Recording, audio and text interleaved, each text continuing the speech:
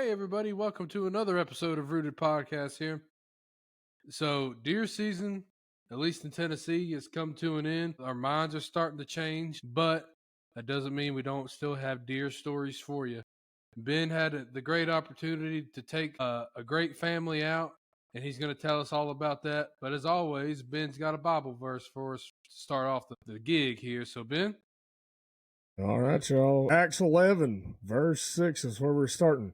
When I looked inside the sheet, I saw all sorts of tame and wild animals, reptiles, and birds. And I heard a voice say, "Get up, Peter, kill and eat them." "No, Lord," I replied. "I have never eaten anything that our Jewish laws have declared impure and unclean." But the voice from heaven spoke again. "Do not call something unclean if God has made it clean." This happened 3 times before the sheet, and all it contained was pulled back to heaven.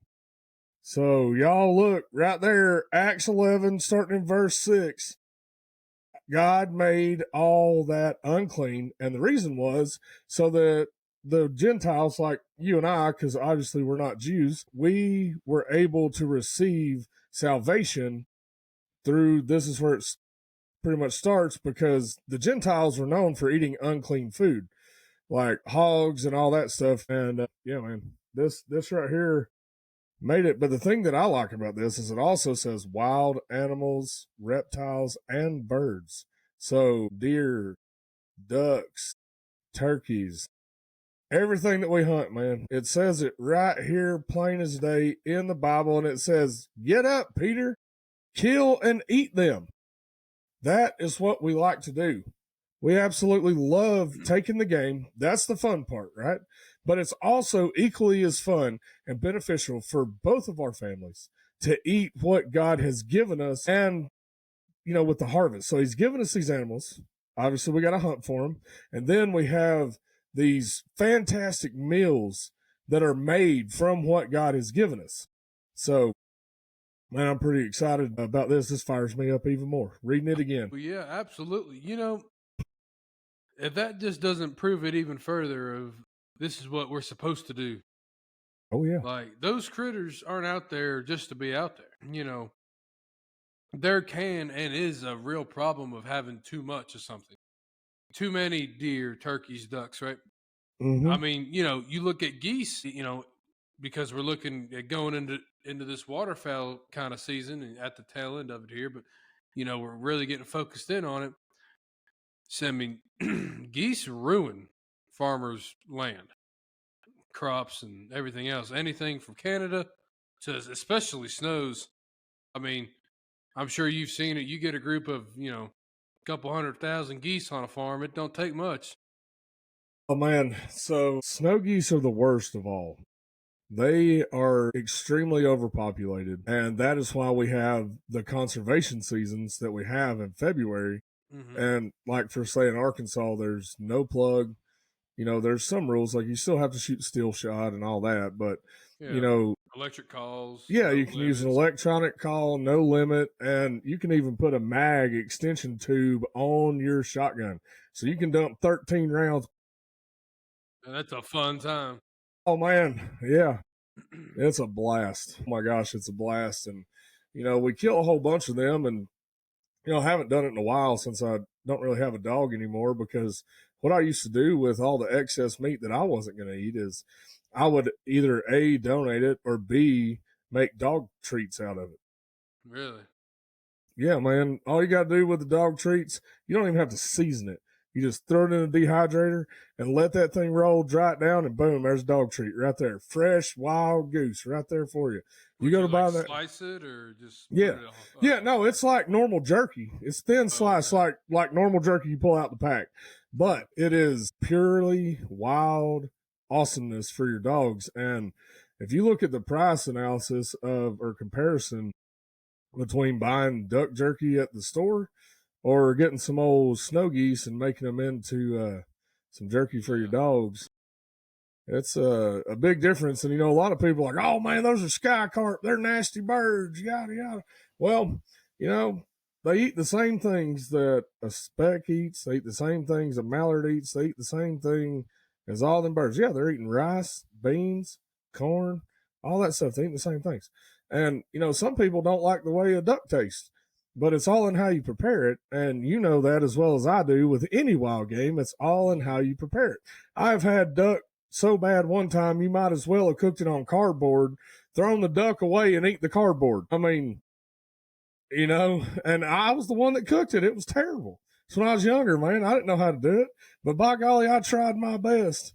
That's I did. hilarious. I gave it everything, man. But, at the end of the day, it's all about the preparation and about, making it to where you take a lot of that gamey taste out. And one way that I do that is I let it sit in a cooler on ice. And sometimes I'll add a little salt in there. And every day I drain the water out and put new ice in there. And I do that for 3 or 4 days. And that draws a lot of that blood out of there. So a lot of times you're getting that gamey taste from the blood in the meat. And if there's any silver skin, that's where that's coming from too. So you want to strip all that stuff off, drain all the blood out of it, and makes it a whole lot better. And you don't want to overcook it. Never overcook wild game. It's not going to be good. You want to cook a backstrap just like you cook a steak, medium to medium rare, every time. If you overcook that thing and char it, it's going to be terrible. Absolutely terrible. Look, this is my theory. This is kind of my view, rather, on steaks, whether it's beef or venison. Look, that cow or that deer does not need to die twice.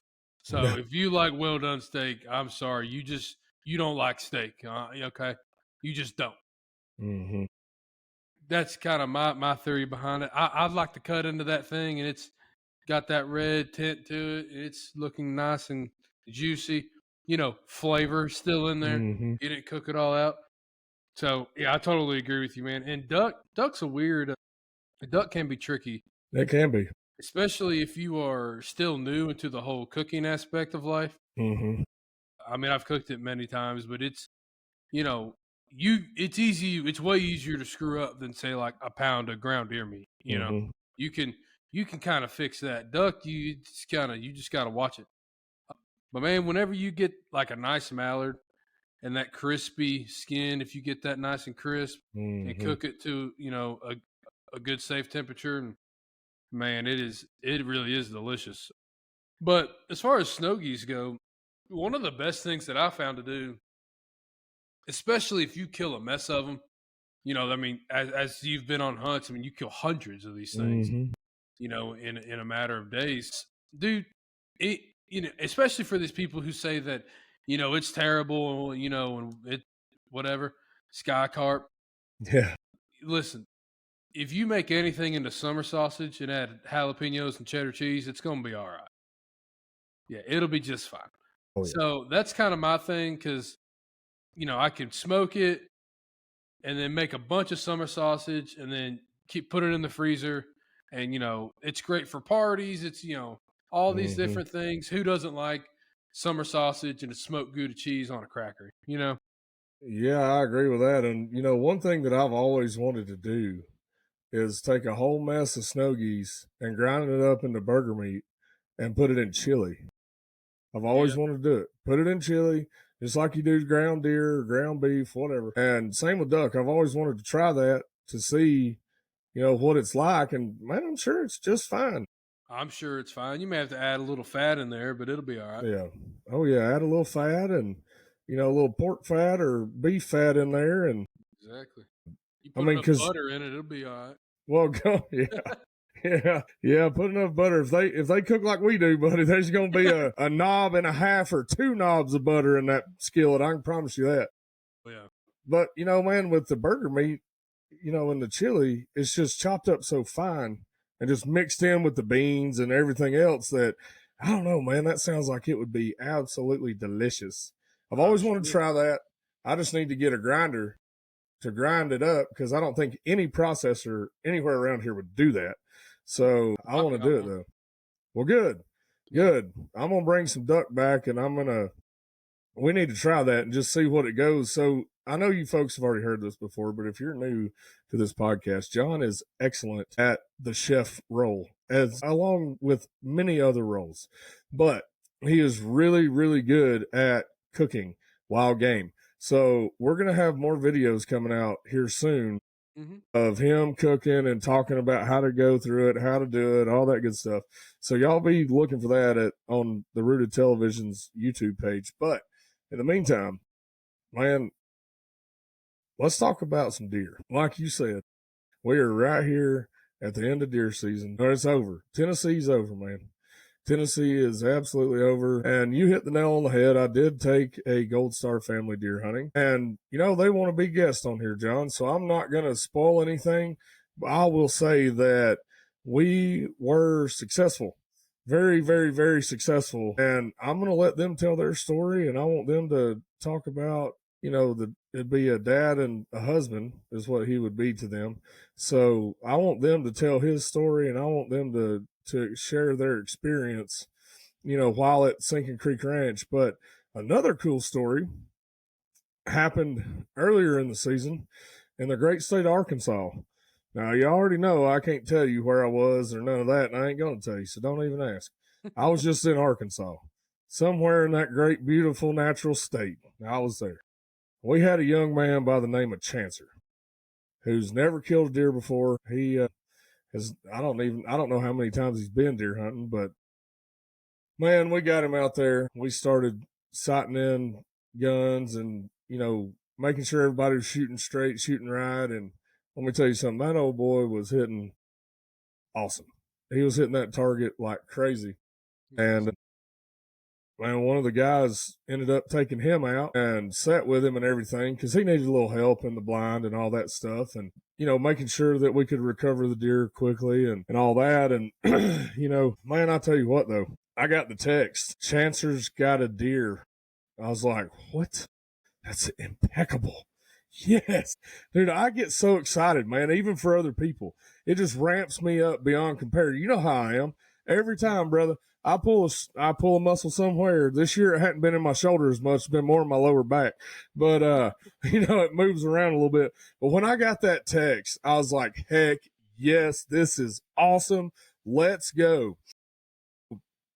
And what I got when I got there was, he dropped and then got back up and, took off again. But he didn't take off fast. And, man, me and one of the guys looked for a little bit in the little block of woods that was right there. And we couldn't find any blood, no hair, no nothing. So we thought, boy, this ain't good. Luckily, the group of us knew somebody that had a drone, one of them thermal ones or whatever. And man, the whole time I'm thinking, Lord, I just pray that we find this deer. And Chancer's over here, I'm being a dang pessimist. Like, man, I hope we find this deer. I'm looking at the downside of everything. And Chancer is just like, oh, we're going to find that deer. He's dead. Man, he didn't skip a beat. You want to talk about getting something from somebody? Brother, I learned how to be more joyful right there than I have in a lot of times here lately. That young man right there taught me how to be joyful in any situation. I was like, man, that is what it's all about. Just constantly, yes, we're going to find that deer. We're going to find that deer. We got him. We're going to find him. And lo and behold, we found him. And he was a beast. I mean, absolute monster of a deer. Couldn't be more excited. Man, we all high-fived and hugged and everything else and hooped and hollered and got that baby loaded up and, went back to the skinning shed and got it all ready for the taxidermist and all that good stuff. So, man, it's just something special when you can take something away and you step back and you watch. And Chancer was, like I said, man, he was just so full of joy and so persistent on, yes, we're going to find that deer. I know that I'm going to find that deer. Mm-hmm. That's what it's all about. Like, we got to have that. We got to be able to look at anything and see the good in it. And he taught me that a lot. He taught me a lot that day, whether he knows it or not. He taught me a whole lot that day, and I am proud to know him, and even more proud that he got one heck of a whitetail. Man, it was awesome. Absolutely awesome. Well, and there's a lot to be learned in those deer camps because, you take someone like that, for example, and, we don't have to get into it, but, he's got some health problems. And someone like that, I've been on hunts where and I've been very fortunate to take out, wheelchair bound people and disabled veterans and kids, who are sick and all those kinds of things in life. Mm-hmm. And you'll come to find out that those are some of the most positive people you will ever come around. Because it in one aspect, man, they kind of have to have a positive outlook because, it's so easy to say, well, man, my life sucks because I'm in a wheelchair and this injury happened, Mm-hmm. or I got something happened in war or whatever the case is, and those dudes and gals are the most positive people. And man, you really want to talk about perspective. Like, if someone like that can be that positive in that moment, just like you said, you just need to take a step back and realize, like, hey, it's gonna be all right. Mm-hmm. You know, you just gotta breathe and think in a positive way, because it really is a powerful tool, the mind, and if you can think positive and the power of positive thinking, and lo and behold, you found the deer, right? We So did. We found the deer, man, and I'm just man, I'm still tickled about that hunt. Still tickled about it. I think it was, you know, just an awesome experience all the way around. And, everybody else that was there ended up getting a deer too. So it was a lot of fun, man. But the highlight of that hunt was Chancer getting to kill that beast of a deer. nice. And buddy, he was a hammer. I mean, good night of living. That was a good deer. Good deer. I would have been happy with that deer. I promise you that. And man, he's just so tickled pink. And see, that's another thing too. He is tickled pink to this day. He's still excited about it. Loves it. Is all for it, man. And that excites me. That rejuvenates my love and passion for this stuff when I can see him get so fired up and be so positive. Man, that'll change you. That will absolutely change you for the better It when should. you can sit back and watch anybody get that excited and be that passionate. And man, I'm still beside myself and humbled by the experience of getting to hang out with Mr. Chancellor there and his kind family. And man, it was just a good time. Really good Yeah, time. and I would tell people, if you have the opportunity to take out someone less fortunate as you, Mm-hmm. you need to do it, because it's going to change your life. I mean, Oh it yeah. really, really is.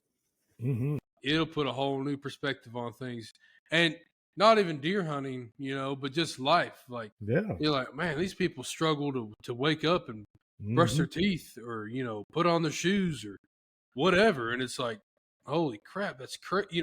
This stuff that you don't ever really think about, because in your day to day it's just so common, but Mm-hmm. in these people's day to day it's not. Ben and I, we were in Oklahoma. I guess we were duck hunting, Mm-hmm. and very fortunate to be there with some very high ranking military dudes. Mm-hmm. And this one gentleman, I mean, super cool guy, never complained a bit, but he has to wake up every day and put on his legs. And it's like, holy, that's crazy, man. Yeah. To me, I'm like, what do you mean? He's like, yeah, it's just whatever. You gotta brush your Yeah. teeth and put on your legs. It's just part of life. Yeah. It's like, holy crap. And he wasn't born that way. He got that way in war, and he has some.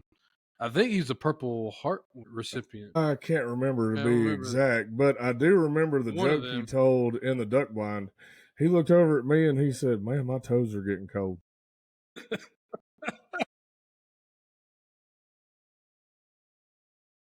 I mean, they're just the funny. They're just. That's what I'm saying, man. Their outlook, their way of life is Yeah. just so fun and outgoing. Yeah. I mean, he has every right to be the most just Debbie Downer dude in the world. And be mad, man, but he wasn't, and Exactly. same with Chancer, man. He's just a happy, cheerful, positive fella. And that just, man, it rubbed off on me and it was very special to say the least. But yeah, Absolutely. man. So I can't wait to actually see that deer once it gets mounted. I am tickled to see that. Yeah, it'll be great. And Oh yeah. that's the great thing about mountain deer like that. I mean, any Mm-hmm. it's just the story, and you know that that guy's gonna remember every time he looks on the wall. He's gonna be like, man, I could tell you exactly where I was and what I was doing, and Mm-hmm. that's why I love mounts, man. I've got so many Yeah. of them. Yeah. You're never gonna remember your best day of staying inside and whatever, playing a video game, or playing with the dog, or sweeping the floor because, oh my gosh, it really needs it. Nah, it'll be Mm. all right. You can sweep it tomorrow.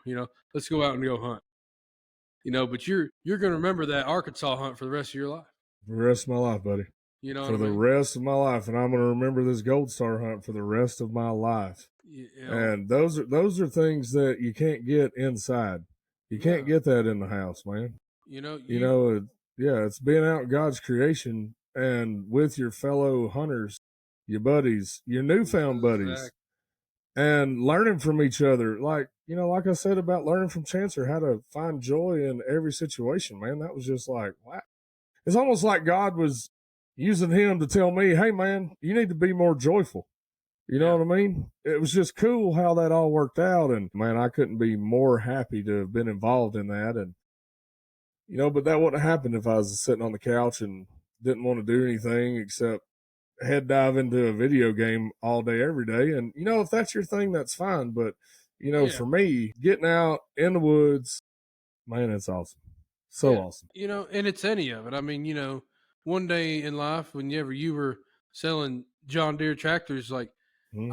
I'm sure you don't remember every Tuesday that you went in and worked, but you know, buddy, if you went on a banger duck hunt before you went in, I'm sure you remember that. You probably got a story.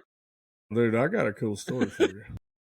So when I was in college, I had finals at the local community college there at Sneed State. Woo! Go Parsons! Yeah, that's where. Yeah, right there in Boaz, Alabama, baby, where I'm from. Oh yeah. Shout out to Boaz. But man, I'm telling you right now, I will never forget it. I went duck hunting that morning. Had finals that day, and I thought, man, I can squeeze out a duck hunt and be back before 10. Yeah, it was cutting close, brother. It was a good duck We hunt. Oh yeah, we shot some ducks, and I was like, crap, I gotta go. I got a final in like 25 minutes, and so I rush back, and of course I'm late, so I've still got on my waders, Oh God. my duck calls, my face is painted, everything. And I roll up in there just like that. I sit down and I had to knock on the door because I was late. I said, sir, I'm sorry. I've been duck hunting. And he said, well, did you kill any? I said, yes, sir. And he said, all right, come on in. And I was like, man, if I hadn't killed ducks, was he going to let me in if I didn't kill any? Yeah. Was that kind of the catch? Man, I sat down, took my final, left, didn't think nothing about it because I thought, man, I'm going to fail this class anyway because I hate math, terrible at math, never have been good at math in my entire life. So I thought, man, if I can just sit down and get this done, I'm going to head right back to the river and hunt some ducks again. Passed. By the grace of God, I passed. Because, see, John, I had to be in remedial math because the computer said that I wasn't a very smart man. So they made me go back and take remedial math and remedial English. But trouble is, I just didn't want to do it. I didn't care about numbers like that. I didn't care about any of that stuff. All I care about is knowing how to balance my checkbook and how to keep up with my decoys, and that kind of stuff. And, it's crazy how when I used numbers later for fertilizer and all that stuff, it made sense to me. But sitting down and just using these formulas, I'm like, man, this don't make any sense to me. But I mean, I did it, and I figured it out, and my dad helped me a lot. But man, I'm telling you, I ain't no mathematician. Listen, I hate math. I'm good at money math, Mm-hmm. right? And I'm that's really, it's pretty much just money math and simple Mm-hmm. stuff, like square footage and fit, Yeah, whatever. But yeah, you start putting letters in with math. I'm out, man. Yeah, I'm out. sign me out. Do not Yeah, ask me. I feel so yeah. bad for my kids. They're gonna be like, "How do I'm like, don't I don't kid? know. Ask your Listen, mama. yeah, You need to just fit. All you need to do is learn it for a short period of time, Yeah. and then forget about it. And unless you're going into accounting or something, And that's chemistry, fine. You know, good and for you. I'm proud of those people who are good Yeah, at math. That is awesome. I But love my that is, accountant. He's yeah, awesome. me You know, too. But that's not me. nope, Everybody's different. That's what makes us all a beautiful thing in the eyes exactly. of God is we're all different. And it's fantastic. Man, I had this English teacher in college. Never forget her. Because I wrote this I wrote this essay. She said you can write it on whatever you want. I said, boy, here we go. You shouldn't have said that. It was called something to the effect of the Ballad of a Redneck. Say, yeah, bad idea. Dude, I went in deep. I had the full time redneck. I had the part time redneck. Yeah. And then I had the weekender. The old weekend redneck. They like to get a little wild on the weekends, throw back some natties and stuff. That is what I wrote about in college. And man, that just shows you like I was not creative when it came to writing papers or anything like that had nothing to do with hunting or outdoors. Right. Couldn't do it. I was terrible at it, man. I couldn't even spell very well. I still can't. Yeah, me neither. I mean, dude, when I was in high school, I struggled with completing a sentence correctly. Mhm. And man, I made it through college, got all that done. And lo and behold, I turned out to have a ton of publications in hunting magazines. And it was all because I finally could use my creativity in what I wanted to use it for, which Right. was hunting. And man, I'll tell you right now, it is so fascinating to me that I could not write anything about a Shakespeare book or Hamilton or whatever. Yeah. But you let me sit down and write my duck hunting story. Man, I can write a novel. Yeah. It's unbelievable. And I'm sure there was a whole bunch of editing that went in. And, now that I have my wife, she edits for me before I send that stuff in. When I still do that, I don't do it much anymore because I've been so headstrong on this show and the podcast and all that.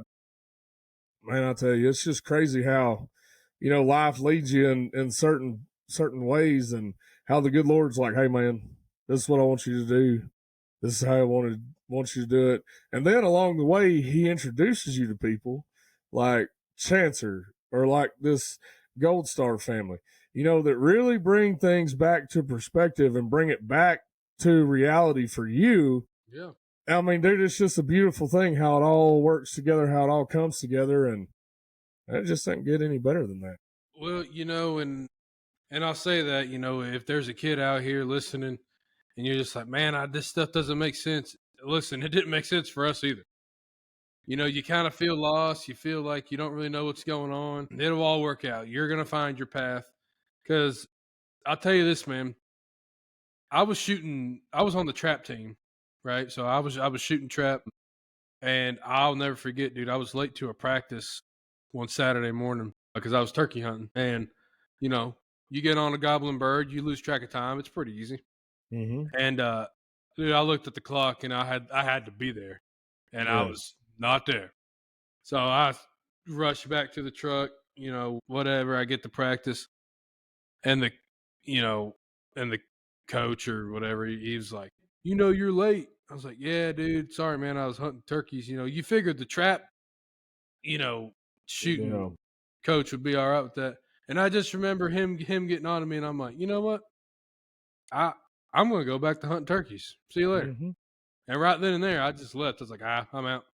Because I just knew it's like, I need to be doing this. Mm-hmm. I don't know what that looks like yet. I just know that's what I'm supposed to be doing. So, in any aspect of life, man. So I did the same thing in college. I had a speech class that started at like 8:30, and right in the middle of turkey season, and I was like, excuse me. So I took out my cousin Robbie to get him on his first turkey, and I was like, look, dude, I got this class I got to be at, and where I was hunting was probably like, I don't know, 15 minutes away from the school. Mm-hmm. Went to Roan State Community College right here in Old Crossville. It's literally on the same road as my high school. It's hilarious. Nice. It's awesome. like 200 yards away. So life didn't really change for a couple of years there. But So I was like, all right, we gotta be quick. And dude, that hunt was so awesome. We had this bird just hammering, and we were calling, and he was like on this creek bed, and he just came up this little rise right in front of us. So it's saw see his head popping up, Mm-hmm. and I was like, there he is, shoot him.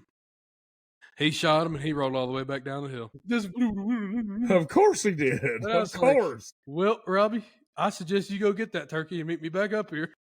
Yeah. So Yeah, yeah, no doubt. but I did the same thing, dude. So we took pictures. I helped him, dude. I roll in there. I've camoed out. I've got turkey feathers on me, and Yeah. I think, and I actually wasn't late. I did make it, but Nice. barely. And Nice. yeah, turns out that teacher or professor, whatever, she despised hunting. So that was a fun conversation that day. Oh, I bet that was even Yeah, better. I said, well, Yeah. we're in speech class. Let's talk, lady. Come on. Yeah, let me tell my story. I killed a turkey today. My buddy did, Yeah. right in the head. Yeah, it was awesome. Yeah, So, shot him right in the yeah, face. that was a fun talk. But anyway, I digress. So yeah, dude, it's just a good time, and I have a feeling now that I work a job that's 8 to 4:30 or whatever. Mhm. I have a feeling some of those mornings are in my future Yeah. of trying to squeeze it in there right before Mhm. I'm Hit gonna the have old to. Chufa field. Yeah, and then I'll be like, hey, I'm gonna be a little late this morning. Yeah. Yeah, I had to go shoot this turkey. He gobbling. I could hear him from the house 10 Yeah, miles away. I could hear exactly. him gobbling. He was It's over. he was taunting me. You know what I mean? Yeah, yeah, he was hollering at me too loud and I couldn't handle myself. Well, dude, I'm ready for turkey season. I can tell you that. But before we get there, I don't know why, but I'm just super excited to catch raccoons and coyotes. Oh man, I can't wait to go trapping. In Yeah. fact, I met the logger today at the lodge and we're going to get him started. So we'll tell y'all more about this later, but essentially we've got a logger coming in to the Sinking Creek Ranch and we're going to open up about 10 to 12 food plot and bedding areas on top of the mountain. And I'll dive into more of that later, but it's going to be pretty good. special, man. It's going to be pretty special and our wildlife is going to thrive. They're going to have plenty of food. And that is the goal. That's the point, is to make the property the very best we possibly can. But with saying that, we're going to have to, or I'm going to have to be down there a lot, help, talking to the loggers, make sure everything's going smooth and all that stuff. So Running in the tree. meantime, I'm going to be slinging traps, my boy. In fact, I got to make a bunch of earth anchors while I'm thinking about it. I need to make a whole bunch of them for all my traps. And we're going to be going after raccoons, is going to be a heavy one. And then the coyotes. The old coyotes. Wile E. Coyote, we're coming for you. Hey, Just look, be ready. dude, I've learned a lot from you, and then Mr. Alan Probst, North American Yep. Trapper. Mm-hmm. That dude's awesome. I got some of his stuff, so I'm excited. I can't wait to get them dog proofs in there for them raccoons. I'm gonna do it. This is gonna be the year that I will number one try, and I just have a feeling I'll be successful. I'm gonna put out my first coyote trap and get her done. Good. You need to, man. There's nothing like walking up on an old Yodi that's in a trap. It's fantastic. And right now is a really good time to do it, from now until March, because their fur is so thick and dense. It's amazing. And the thing is, the trapping or the fur market is crap. Yeah. But here's the deal. If you're like me, I'm an old redneck, man. I'm from Alabama, and I'm sitting here thinking, well, if times get real bad, I got some fur I can peddle off to get what I need. Absolutely. So I like to keep the fur around. Love to keep the fur around. Yep. For that very reason. I skin raccoons and everything and keep it all because, hey, man, you never know. You might get in a bad way one day and need to trade something off, and you got a whole mess of hides. And secretly, I want to make a jacket out of just coyote hide. The whole jacket on the outside be nothing but coyote hides, hair flying everywhere. And then guess what? I'm the only one right here that's got one that's been handmade that I caught. I'm the only one with that jacket. Yeah. That is pretty awesome. Yeah. I mean, hey, man, it's pretty and then sweet. Get you a raccoon hat to go on top of it. Hey, don't tempt me. It's gonna have to be a big old raccoon to sit on my head. I'll tell you that Well, right it's now. probably gonna have to be 2 or 3 raccoons sewn together, but it'll be all right. And especially for your head, you're gonna have a beaver pelt hat. You're just gonna have to Dude, have a big old beaver, and we'll put the tail as the bill.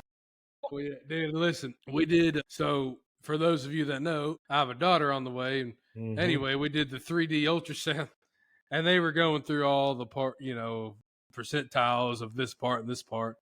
And she'd be, 60 percentile, 75th percentile, kind of normal, you know, nothing major. Well then she got to the head, and she did that circumference, and then front to back. She said, "The head, 95th percentile." I said, "Yep, that'll do it. That's my child right there." Both of my children were the same way, and I thought, "Oh, honey, I'm sorry. Yeah, I looked right at her. I said, "That's on you, honey." I I'm sorry apologize. about that. That's my genetics right there coming through strong." Yeah, I'm like, well, they don't have no brain, but they got a big head anyway. Yeah, there's a lot of knocking around room in there, that's for sure. I said, hopefully your brain is in that size of a head. Then we'll Yeah, be good. yeah, we'll be good. If she's got my brain, buddy, she's got a long road ahead of her.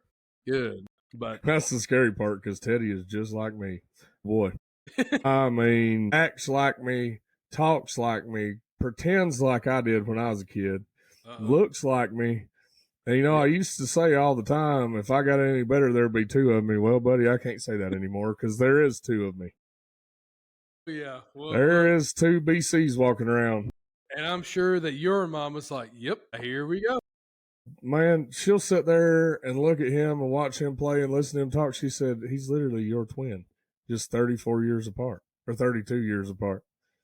32 years apart, but that's my little twin, my little clone. Yep. And Daisy looks just like her mama, just like her. And I thought, praise the Lord. She don't need to look like me. No, no, no.